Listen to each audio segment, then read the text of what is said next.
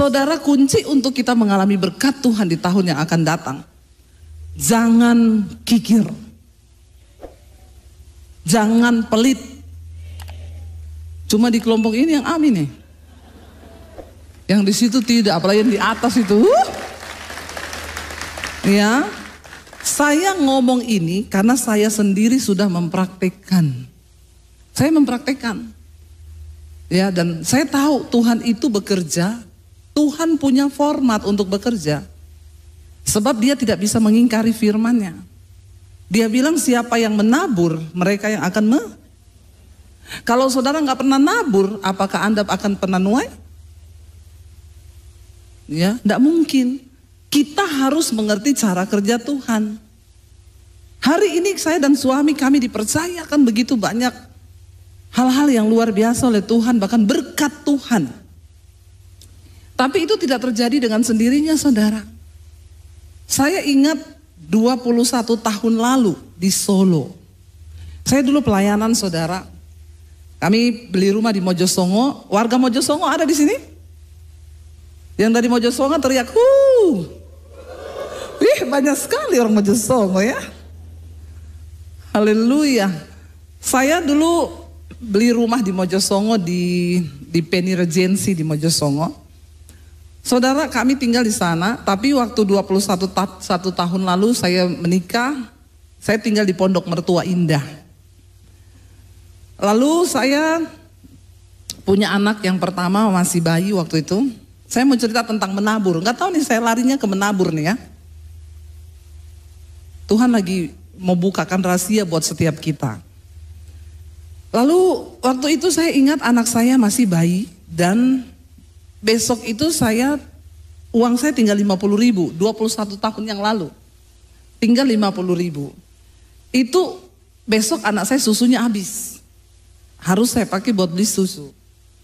Tiba-tiba mau tidur malam, jam 10 ada orang ketuk pintu. Tok tok tok. Biasa yang ketuk pintu tengah malam begitu emergency. Saya bilang sama suami saya, lihat siapa tuh malam-malam bertamu begini. Aduh, mesti ini ada sesuatu. Benar, suami saya buka, gak lama dia datang ke kamar. Dia bilang, itu loh penjual soto di samping gereja. Dia bukan orang Kristen, saudara. Dia bukan agama Kristen. Kenapa? Anaknya sakit, demam. Terus mau dibawa ke rumah sakit. Terus mau pinjam uang. Berapa? 50.000. Dalam hati saya, kok yo pinjemnya pas yo.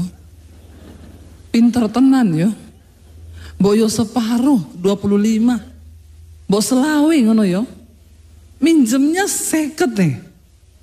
Dan aku yo tinggal punya 50. Terus saya bilang sama suami, masalahnya besok anak kita susunya habis. Terus uang yang ada di saya tuh tinggal 50.000. Suami saya tuh pinter ngomong begini, aku terserah kowe.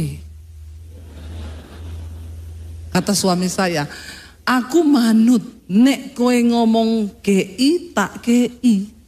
Nek ora aku yo ora. Saya kan jadi terpojok toh. Jadi kalau ada apa-apa kan saya yang salah toh. Nek besok nggak ada duit, aku salah. Tapi juga nek aku nggak kasih, Tuhan marah. Yo aku juga yang kena. Saya bingung. Saya bilang, tak tanya Tuhan. Loh, kita harus bertanya Tuhan, amin. Saudara percaya Tuhan tuh masih bicara?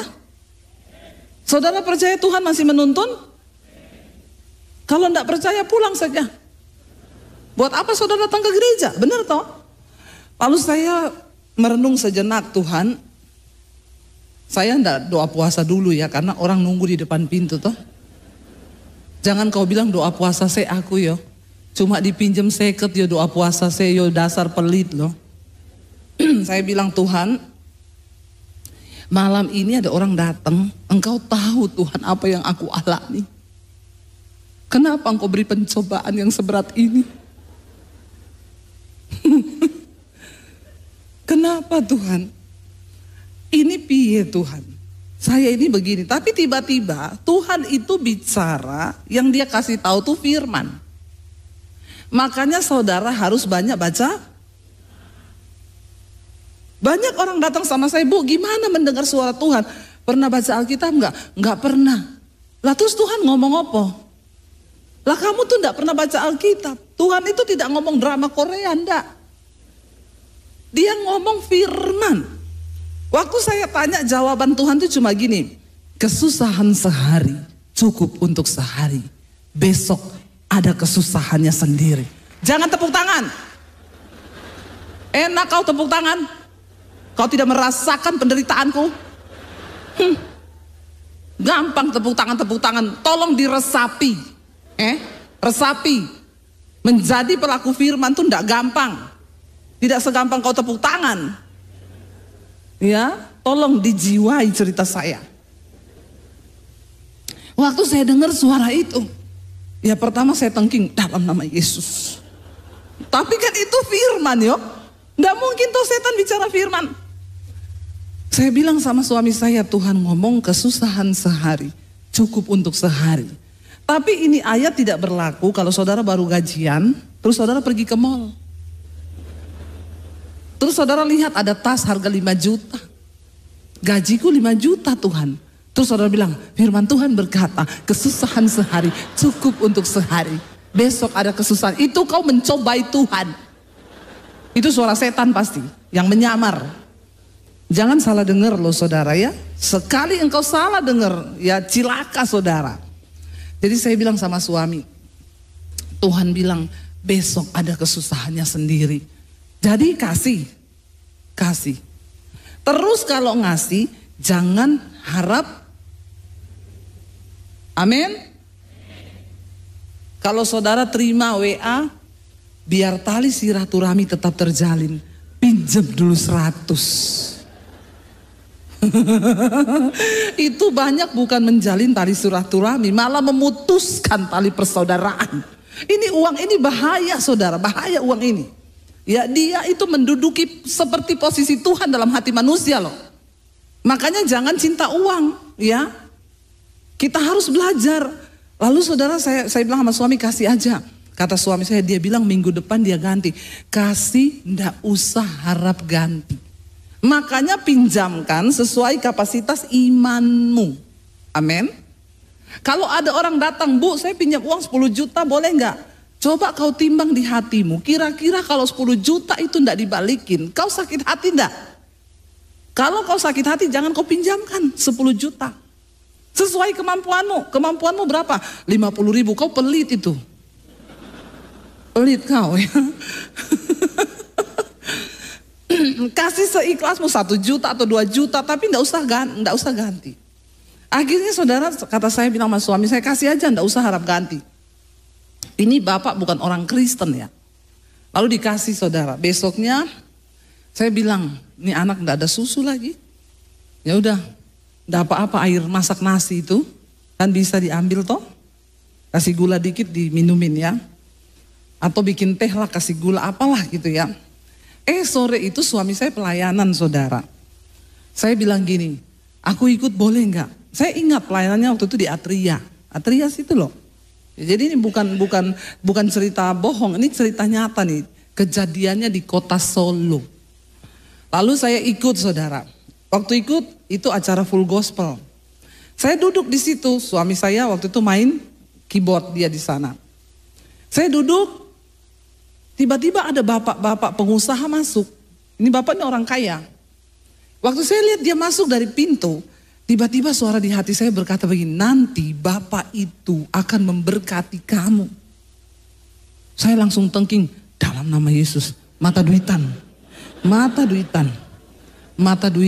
Kita harus menengking diri sendiri loh, amin.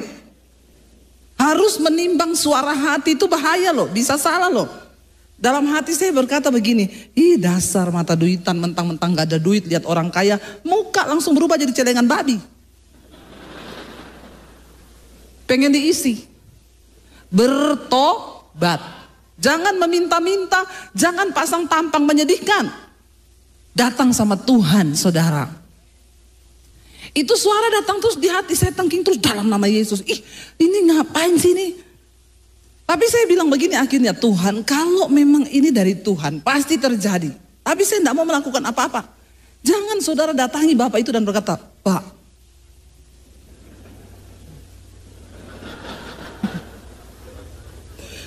ada pendeta begitu, Pak, tatap mata saya. Waktu Bapak masuk, Tuhan bicara. Bapak harus memberkati saya. Kalau ada pendeta model kayak gitu, saudara left group saja. Itu bukan pendeta beneran, itu jadi-jadian.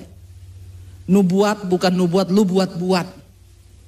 Saya tunggu saudara. Sudah selesai ibadah, kita makan-makan, udah ngobrol-ngobrol, tidak terjadi apa-apa. Saya bilang memang dasar roh mata duitan. Saya tengking diri saya sendiri. Selesai itu, waktu kita turun saudara dari tangga, Bapak itu ketemu di bawah tangga. Dia salaman lagi sama saya. Dia bilang, Bu, bagaimana kabar kalian gini. Baik, puji Tuhan. Tuhan tuh suruh saya memberkati kamu loh. Saya, benar suara Tuhan. Terus dia bilang gini, sini. Saya mau mendoakan kalian. Nggak usah ketawa begitu ya. Saya tahu itu hatimu itu seperti apa. Saya mau mendoakan kalian. Lalu kami datang. Dalam hatiku, oh berkatnya doa itu juga berkat. Bukan cuma duit, doa juga berkat. Habis didoakan dia bilang gini, tunggu. Tuhan itu suruh saya berkati kalian. Nih semua yang di dompet saya disuruh Tuhan kasih ke kalian. Saya bilang, yang benar Pak. Iya. Berarti ini suara Tuhan loh. Saya enggak ngomong apa-apa. Dia ambil dompetnya, ini ya. Ada uang 750.000 Tuhan suruh saya kasih ke kalian. Saya tanya, lah Bapak pulang naik apa? Saya pinjemin lagi 50.000 ya Pak. Saya masih mikir dia pulang loh saudara. Tapi dia bilang, oh saya kan bawa supir Bu. Enggak. Oh iya terima kasih Pak, Tuhan berkati. Terima kasih sama Tuhan, jangan sama saya. Kita turun tangga bareng sampai di depan. Dia bilang begini, Bu ini Tuhan suruh saya loh.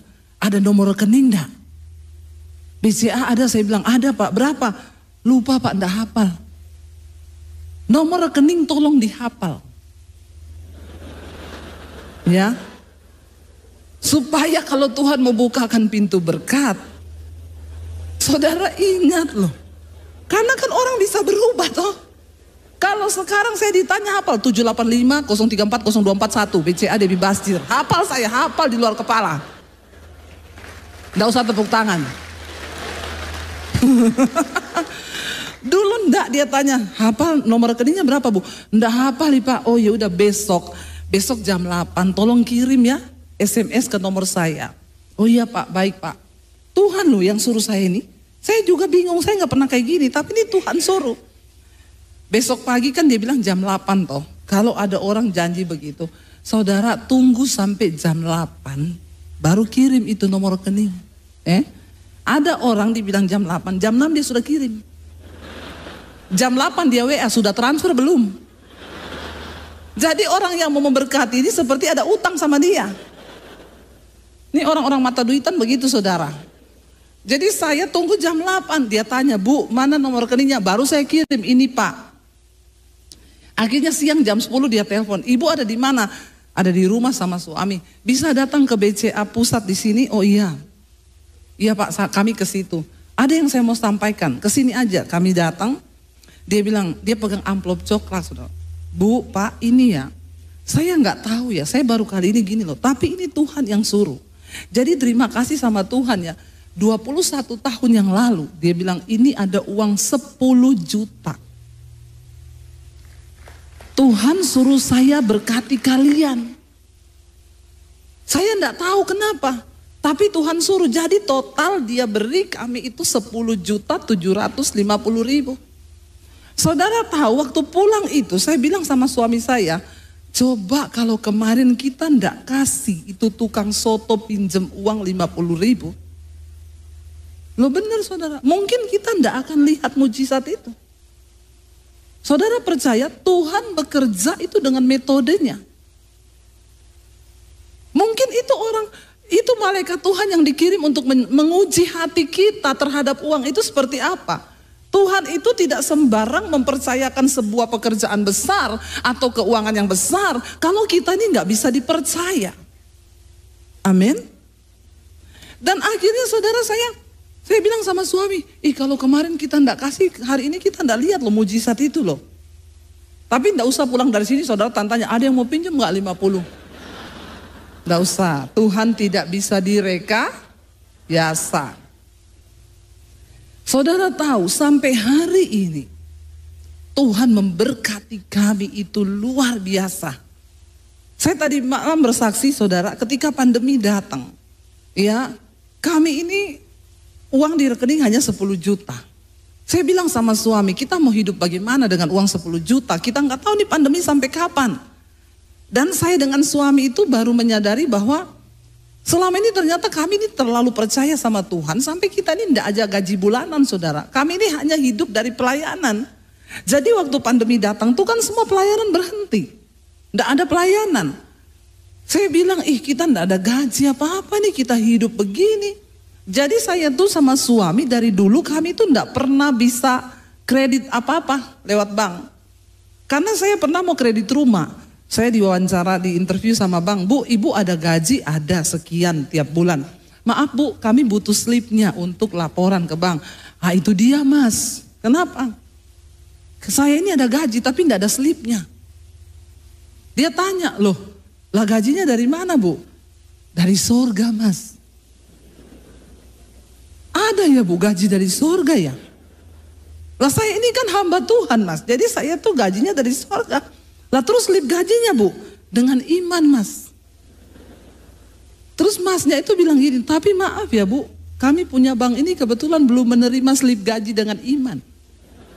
Karena bos saya tidak beriman kebetulan Bu. Jadi maaf kami belum bisa proses. Ya Ibu punya kredit rumah.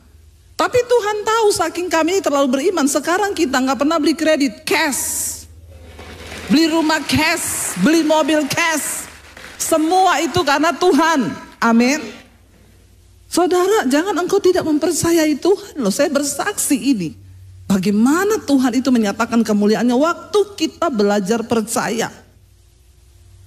Di tengah masa pandemi, uang tinggal 10 juta. Lalu saya bilang sama suami saya begini saja. Yang terburuk nih, yang terburuk kalau kita memang sudah tidak punya apa-apa, yang terburuk kita jual rumah di Jakarta, kita balik ke Solo. Balik ke Pondok Mertua Indah. Bukan Pondok Indah, Pondok Mertua Indah. Terus suami saya bilang, iya ya. Jangan pernah menyesali atau menyalahkan Tuhan. Kita harus tetap bersyukur, setidaknya masih ada rumah yang bisa dijual. Dulu kita tidak punya apa-apa yang bisa dijual. Pandemi datang, tidak ada gaji, saya ini tidak punya investasi. Tidak punya emas batangan, nggak punya dolar, saya punya emas satu itu 80 kilo emas Daniel. Lane di dol rapayu. Makin naik timbangannya, makin turun harganya. Dan memang tidak dijual, itu koleksi pribadi. Jadi disinilah iman itu dipertaruhkan saudara. Saya menangis hanya sama Tuhan. Udah begitu anak saya datang, Mam, aku nih mau kuliah loh tahun ini loh. Saya bilang, Dek, ini orang semua sudah pada mati. Waktu itu kan COVID ya saudara. Lagi tinggi-tingginya. Orang sudah mati-mati Dek, kamu masih mikir kuliah. Astaga Tuhan. Kita ini saja belum tentu hidup, belum tentu mati loh. Kalaupun kita lolos dari COVID, mungkin kita mati karena tidak ada uang. Mau makan apa kita? Loh benar. Saya tanya, berapa kuliahmu? 70 juta. Aduh 70 juta, sedangkan uang kita tuh tinggal 10 juta ada di rekening. Tapi saya bilang, kalau Tuhan berkehendak, tidak ada yang mustahil bagi Tuhan. Kamu harus percaya bahwa Tuhan tuh sanggup. Saudara tahu, tiba-tiba di masa pandemi itu ketika lockdown pertama buka, Saya itu bilang ke suami saya, aku mau melukis, anterin saya ke Gramedia, saya mau beli kanvas. Suami saya bilang gini, ndak usah macam-macam ya. Nanti ini kita ndak ada uang ya, kamu ini mau ngapa? Mau belajar atau apa? Atau cuma isi waktu luang? Ya pokoknya anterin. Ya sudah, akhirnya kita pergilah saudara di Gramet. Saya tanya, Mbak, kanvas yang paling besar ukurannya berapa? Dia jawil saya, kalau baru mau belajar 20 cm aja kali 10. Saya bilang sama dia, gini loh, kalau itu lukisannya bagus, kan bisa dijual. Bisa dipajang di rumah, nggak dijual. Saya nggak pernah mikir dijual loh. Nggak ada pikiran dijual. Lalu akhirnya saudara, suami saya bilang, saya pilih kanvas saudara. Ya saya beli tinta waktu bayar 3 jutaan, dia marah-marah. Bukan opo-opo yuk. Kita ini loh, prihatin loh hidup ini. Kita piye ini hidup ke depan.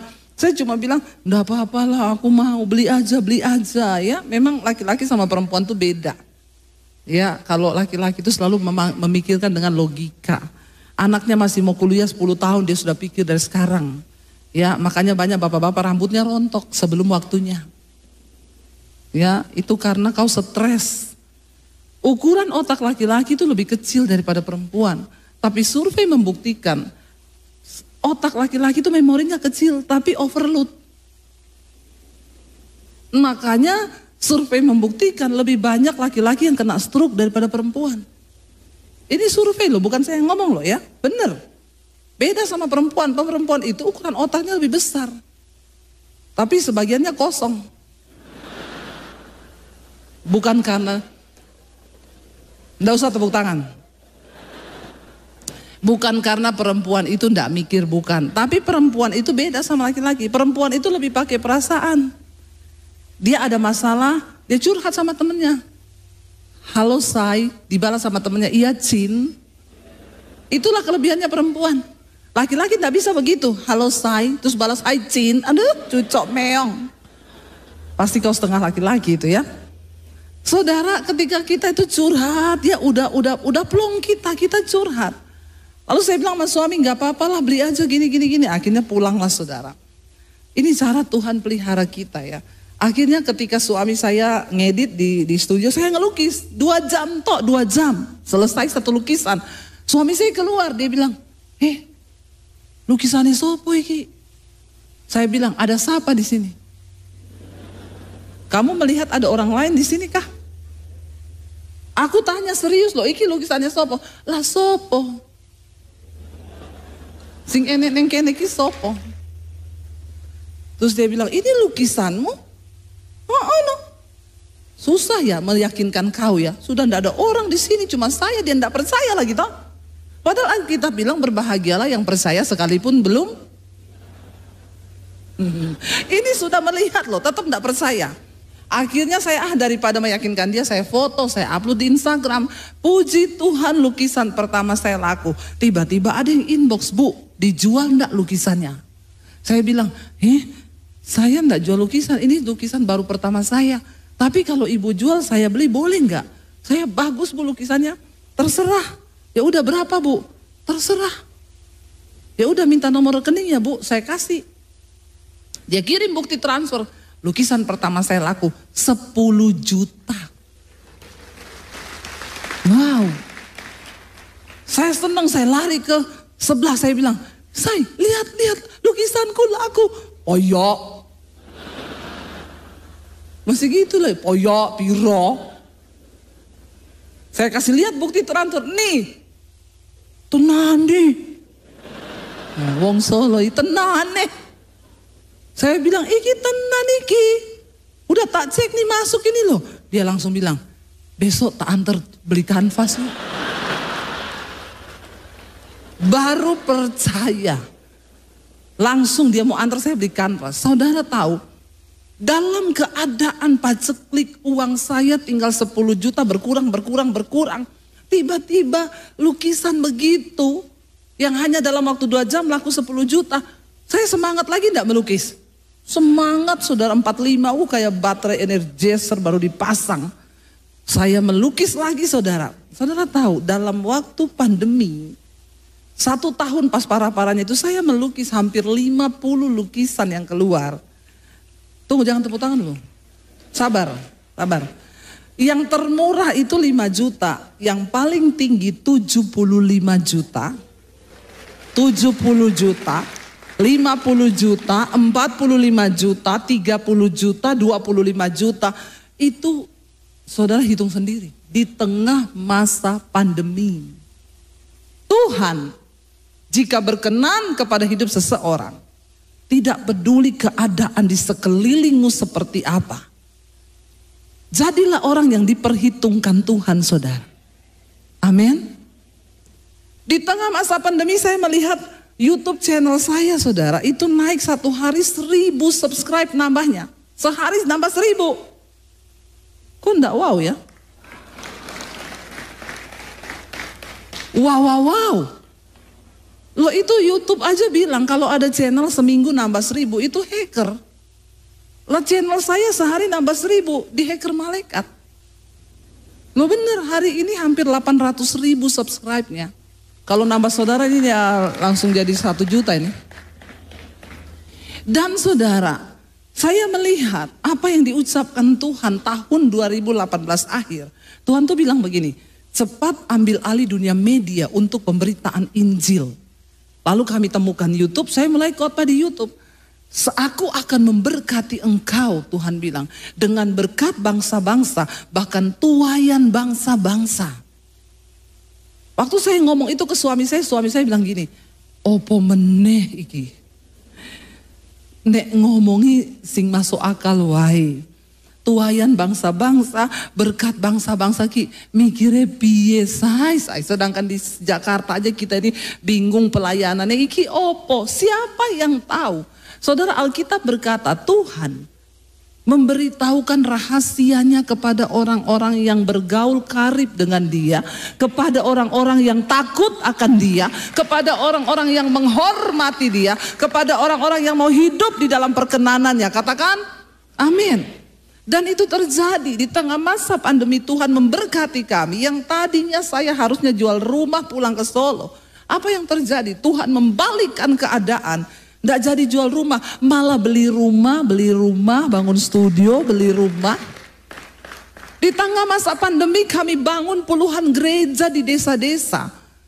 Tuhan izinkan kami bisa menopang hamba-hamba Tuhan di desa sampai hari ini.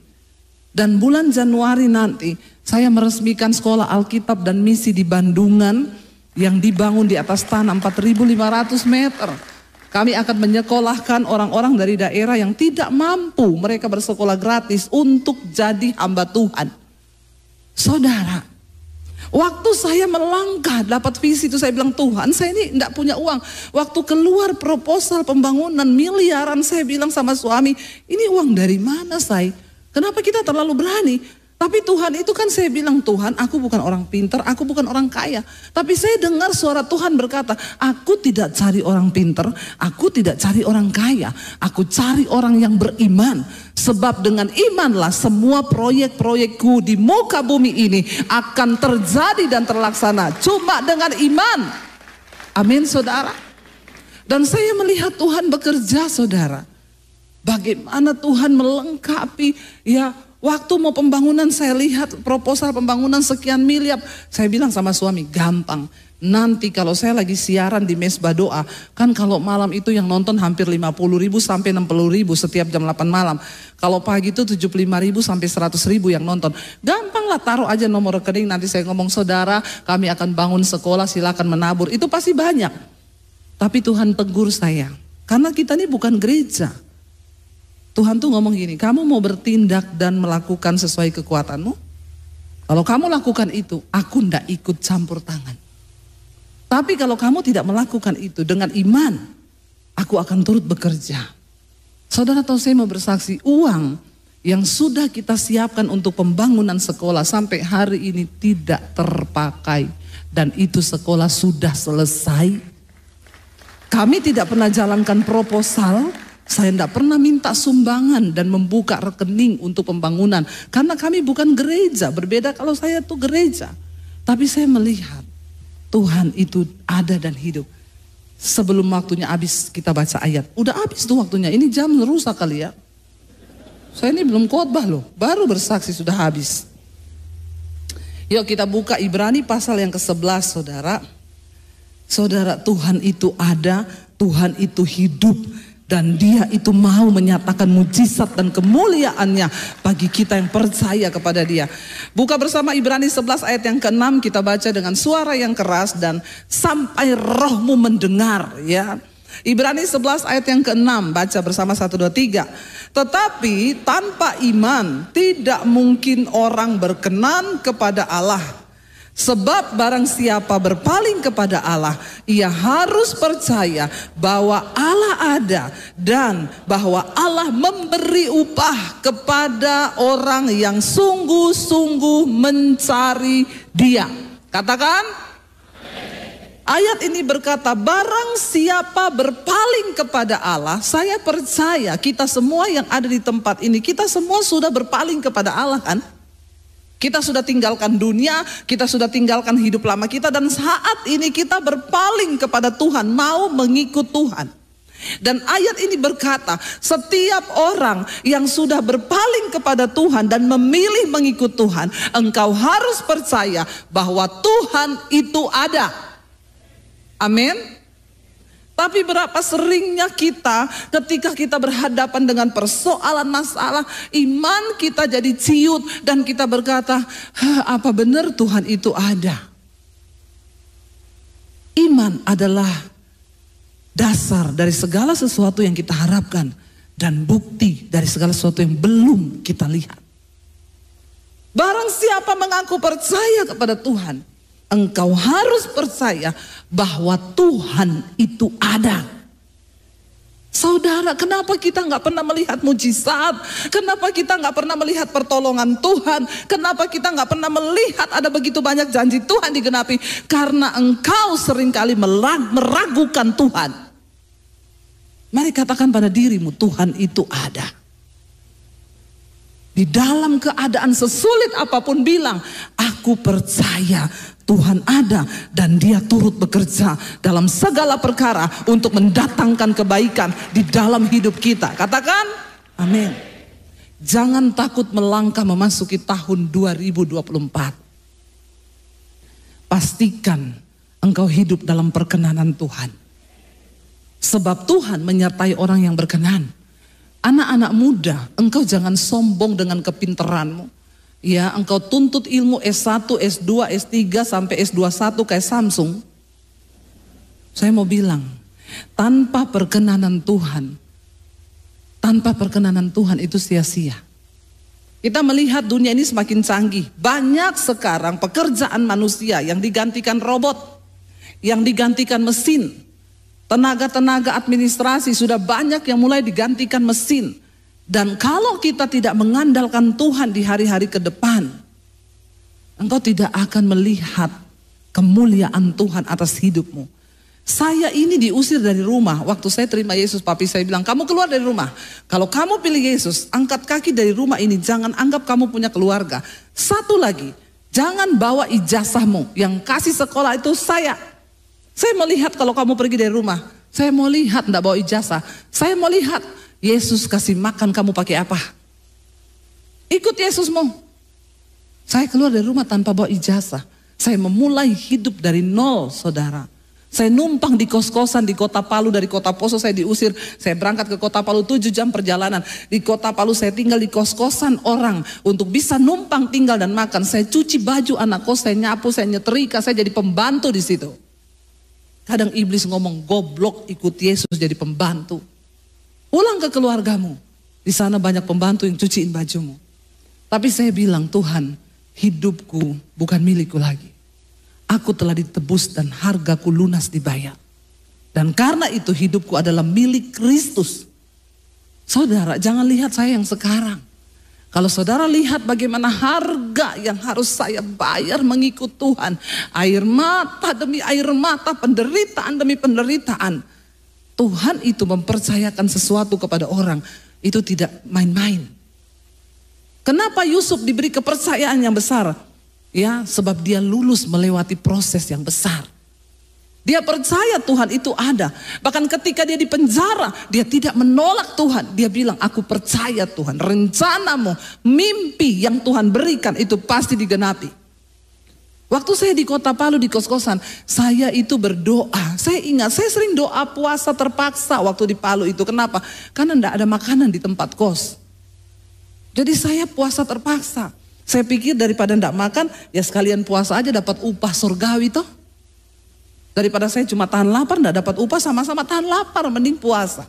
Satu kali ketika saya puasa, saya tanya, Tuhan, Engkau mau bawa kemana aku ini, hari ini, apa yang aku dapat ikut Yesus? Iblis bilang, memang goblok, balik ke keluargamu. Saya bilang, enggak, apa yang bodoh bagi dunia itu dipilih oleh Tuhan. Saya tiba-tiba berdoa puasa, saya dapat penglihatan saudara. Saya berdiri di satu panggung begini, ratusan ribu orang di bawah. Dan Tuhan berkata begini, satu saat engkau akan melihat itu terjadi.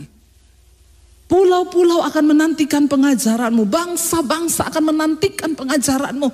Dan itu aku Tuhan yang akan melakukannya. Saya nangis, bersuka cita, bahagia waktu lihat penglihatan itu. Saya berdiri di bawah di puluhan ribu, ratusan ribu orang. Begitu amin, yang saya lihat pakaian kotor.